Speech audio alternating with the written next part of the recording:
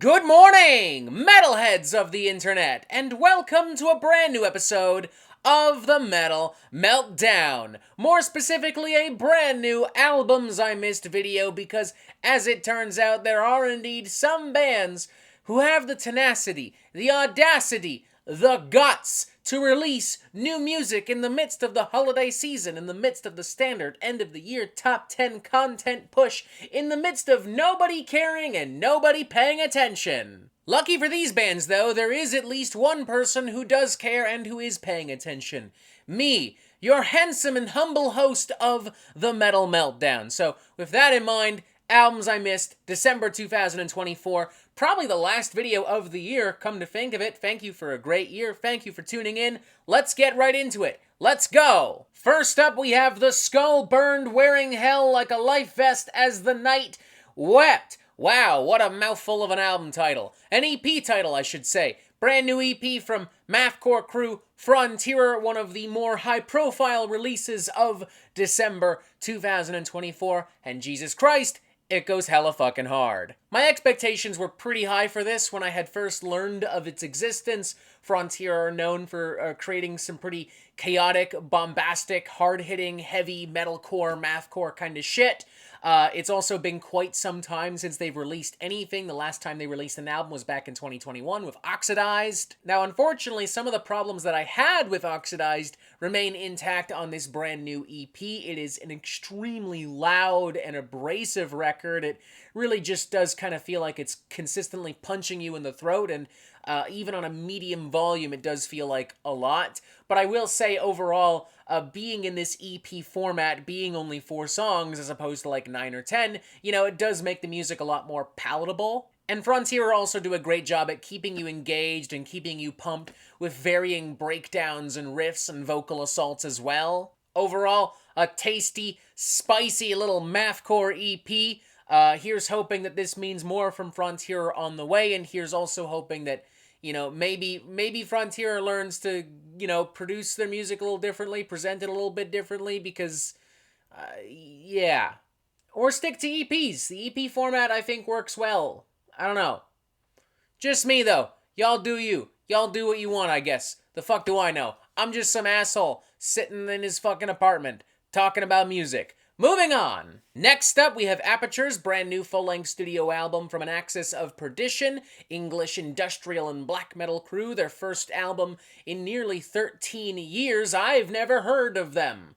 I've never heard any of their music either, so I went in super-duper blind, and Jesus Christ, what an unsettling and horrific experience. This album is just creepy and unnerving, heavy on atmosphere with ambient sections and noisy sections and weird instruments and very obtuse kind of soundscapes and arrangements contrasted with very harsh black metal. You know, one minute you have these weird lumbering beats with like wailing, aching guitars, and the next you have these really horrific displays with like moaning vocals and like these weird cybernetic glitchy textures and outbursts. You have some very cold and dry and dark ambient passages and some pretty progressive songcraft across the board as well. Like, it's a genuinely pretty unpredictable record. This was a very interesting listening experience for me. Y'all know I love me some weird freaky black metal now and then, like Blut Snord and fucking Aranti Pazuzu and shit like that.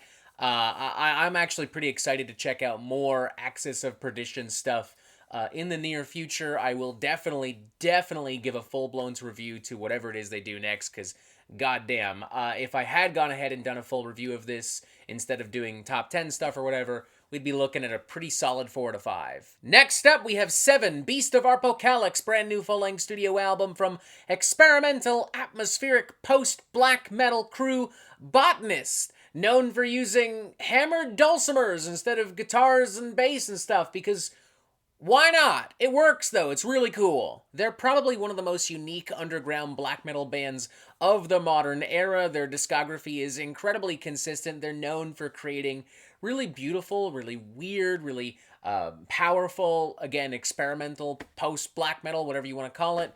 and this record is no exception to the rule whatsoever. Tons of really beautiful melodies and harmonies across the board here, contrasted with screeching vocals and some classic black metal fury and some very cold sections. Love the use of horns across the record, love the use of ambient sections across the record, love the use of the hammered dulcimer obviously across the record as well. Its ability to kind of recreate the fury of like a black metal guitar tone and sound I think is really interesting, and using it for this experimental atmospheric post-black metal I think adds new dimension to that kind of sound. With this more raw, primitive, lo-fi kind of sound and production as well, it kind of has the feel of like an old school kind of dungeon synth black metal record of sorts. Just really great stuff here. Botanist never miss. Check it out. Don't be intimidated if you've never heard them before. Just jump right in. Next up, we have Night of the Horrid, brand new full-length studio album from old school Swedish death metal crew Revolting, and I hope you're in the mood for some brutal, sick, and sinister shit, because that is exactly what this is. It's everything you really want from an old school Swedish death metal record. I mean, it's got that buzzy kind of chainsaw guitar tone, it's got some really stark, sinister, semi-melodic but still very brutal riffage, it's got some gnarly gutturals. It's also like way more dark and way more demented and like genuinely trying to be scary than something like, say, an early At the Gates record or something from Grave or Entombed or Dismember or whatever else have you. Like, there's ghastly screams all across the record, and overall it just has this really ravenous, bloodthirsty kind of feel and vibe. Much like the Botanist record too, it has the sound and the feel of something way older and way more primitive, but in a way that I find really endearing and charming, and, you know, in a way that works for this kind of music. It just has this awesome and irresistible, dark, violent, unrelenting energy to it. If you're in the mood for some really, truly brutal shit, I think this is it. I think this is what you've been waiting for. It'll make an excellent, very last-minute stocking stuffer for the death metal fanboy in the family. Next up, we have the ever-crushing weight of Stagnant's brand new full-length studio album from American technical death metal crew Misanthropy. Think artificial brain with a little bit of wormed and even a little bit of sulfur aeon in some parts, and you're kind of in the right ballpark. Lots of twisted, jagged, complex, and convulsing rhythms and soundscapes across the board. Very intense, very heavy, very brutal, a lot of surgical precision here. Lots of dark shades and atmospheric flourishes as well. It has this very like monstrous, consuming kind of feel to it. Like the entire album kind of sounds like being very painfully and slowly swallowed whole by like some kind of Lovecraftian creature, something from the darkest realms of the fucking universe or whatever. Loving the tone of the record and all the different flurries and dynamics, great songwriting, great musicianship. I do wish we had a more unique kind of vocal presence and tone. I mean, this is a very straightforward Cookie Monster-esque death metal guttural here. But overall, a very solid, very interesting record. If you're in the mood for some really powerful technical death metal, you can't go wrong with this. Next up, we have Chariot Sun Blazing, brand new full-length studio album from American folksy atmospheric black metal crew Skagos, apparently their first album in a decade. I was made aware of this album thanks to Wheels of Mercury, and honestly, out of everything we're talking about today in this video, this is probably one of my favorites. The way that this record balances and combines really warm and really cold tones and dynamics is what does it for me. Like, one moment you have these very tender, expressive, rustic acoustic guitars and keyboards and strings and woodwinds and horns, creating very delicate soundscapes and atmospheres, and then also creating things more elaborate and elegant. And the next you have some more sonically and emotionally very raw and brutal kind of black metal, with all the tremolo guitars and blast beats and screaming, aching vocals you could want, and sometimes all of this is interwoven together into something a lot more grand and a lot more impactful. Very reminiscent of bands like Panopticon, Fall of Rhoros, and Nachachwin in a lot of aspects, but, you know, doing its own thing, you know, not pulling so much from, like, Native American history and music or from, like, bluegrass and shit like that, you know? I really enjoyed this record a lot. Very rarely do I hear something in December that could make my top 10 best metal albums of the year list, hence why I often just go ahead and do it. This is one of those rare instances where, yeah, at bare minimum, it would have gotten a shout out. I don't know if it would have made the list, But it could have been an honorable mention. It could have been mentioned in some capacity. Next up, we have Eiger, or Eiger. I'm not really sure how to pronounce the album title name. It's from a band called Aara. Aara. Don't know how to pronounce their name either. They're from Switzerland. Atmospheric black metal, because of course it is. This is Atmospheric Black Metal Month, apparently, here on the Metal Meltdown. Another excellent fucking record. Just vicious and in your face. You know, it does a great job at painting these beautiful sonic landscapes. I feel as if I'm traversing a mountain in the midst of a snowstorm while listening to this thing. Out of everything we're talking about today, this album definitely had the most hype around it. Like, there were a lot of people talking about this on Discord, on the Metal Meltdown Discord, recommending I check it out. I never really got to until, like, very recently.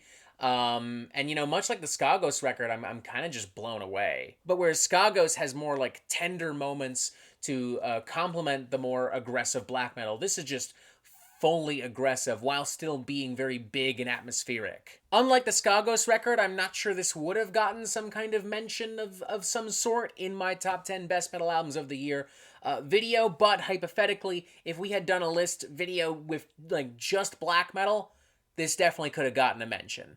Straight the fuck up. Next up, we have The Dead Don't Die. If I'm not mistaken, this is the sophomore studio album from this German heavy metal and power metal crew obsessed with zombies and the living dead and horror shit. You know, that's part of their gimmick and aesthetic and thing and vibe and whatever. I'm not feeling it. I'm not feeling it at all. It feels like a combination of the worst and most over-the-top and bombastic elements of Sabaton and Ice Nine Kills, and I'm not feeling it. Look, these guys are very clearly having a fucking blast, and that does make a difference. There are some very spirited and powerful, energetic twin guitar leads and a lot of big, fun choruses, but, you know, it's also kind of goofy for me. It's a little too cheesy for me. It's very overproduced, and overall, this just ain't my thing. I'm not the biggest fan of Sabaton, and I'm really not a big fan of Ice Nine Kills, so, like, I don't know, this combination of sounds and ideas and themes and gimmicks and shit, it's not doing a fucking thing for me. I'm bleh, you know, like, I'm out. I don't like it. Also, side note, I'm not really sure I see the point in essentially attaching a live album to this, making it a double album. I feel like you could have just released this earlier in the month, and then people would have, like, talked about it at least a little bit. Like, this came out today. I'm recording this on December 27th. This came out today. Like, you could have released this earlier in the month, and people might have actually talked about it, and then released the live album as a stocking stuffer. I don't know. Just a thought. If I were the PR guy or whatever, if I were the band's manager, if I had any sway with them whatsoever, that's what I would say. That's the call I would make. I guess it doesn't matter, though. Y'all do you. Whatever. Moving on. Next up, we have this fucking thing. I have no idea how to pronounce the album title here. It's from a German blackened heavy metal crew called Hexenbrett, and it's fun. That's what I do know. A lot of cool different tones and vibes here, like classic occult rock tones, first wave black metal, classic hard rock and heavy metal, all kind of wrapped together into a big spooky package. Some really great metal guitar pyrotechnics across the board, great riffs, great solos, great licks, great balance of like classic heavy metal shit and like more first wave classic black metal shit. Really cool venomous vocal work, really awesome like retro vintage rock metal production as well. Some great atmospheric touches and flourishes across the board as well, like ghastly moaning vocals and some chimes here and there. Just a really cool, really fun record. I find I like it more and more the more that I do listen to it, and I highly recommend it. It is up there with Skagos and Aara as being like one of the best of the month. And finally, let's start wrapping things up with Troglodyte from Becerus, brand new full-length studio album, the sophomore in fact, from this Italian death metal crew. In many ways, this is a very meat and potatoes death metal record. It certainly has a lot of meat and potatoes death metal elements and dynamics, but to its credit, you know, it throws in lots of different grooves, it throws in some different vocal tactics. You've got some screaming vocals, some howling vocals, some very basic but classic death metal gutturals as well. Very sharp and heavy production. The guitars have a really meaty, chewy, dirty feel, and that bass drum just pounds away at your rib cage. Feels like Cannibal Corpse, Broken Hope, maybe a little bit of Cadaver as well. Some solid stuff here. That title track in particular, got a genuinely pretty solid little hook to it with like these belching gutturals alongside this really stewy kind of groovy little groove of sorts, launching into a very frenzied technical riff display. Solid shit, you know, not mind-blowing, but fun and meaty, and it's everything, it's death metal. Check it out! And voila, those are all of the albums that I feel I missed in the month of December 2024, and as you can see, even if it wasn't as busy as other months, even if we were focused on other things, on other stuff, still a pretty solid month. I'm impressed. Let me know what you think of all of the albums we talked about here today. Let me know what other albums came out in December that I should listen to and maybe even talk about if I feel so compelled in the near future. Tune in to our very special Christmas party live stream and whatever the fuck. It's actually going to be happening today, December 29th. 4 p.m. Eastern Time, 1 p.m. Eastern Time. We're going to play video games and drink and shoot the shit. It's our very special Christmas party. It's always a big deal. Be there or be square. Press this button to subscribe. Look, something else. Look, also something else. That's so crazy. That's so wonderful. And as always, you have yourself a fantastic fucking day.